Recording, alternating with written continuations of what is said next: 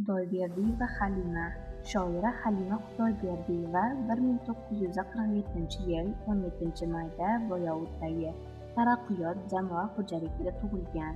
Toshkent davlat universitetining jurnalistika fakultetini tugatgan. Mehnat faoliyatini Saodat jurnali bo'lim boshliqligi sifatida boshlagan. Talabalik yillarida ilk muhabbat she'riy to'plami chop etildi.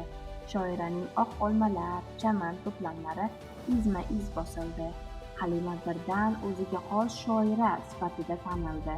1975-1977 yillarda Moskvadagi Adabiyot institutining oliy adabiyot kursida o'qidi.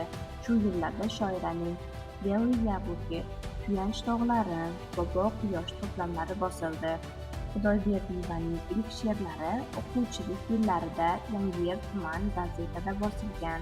Shundan keyin uning ilk bahor, Oq olmalar, chaman, Suyanch tog'larim, Bobo quyosh, Istiqor, Sadoqat, Muqaddas ayol kabi boshqa she'riy kitoblari nashr etildi.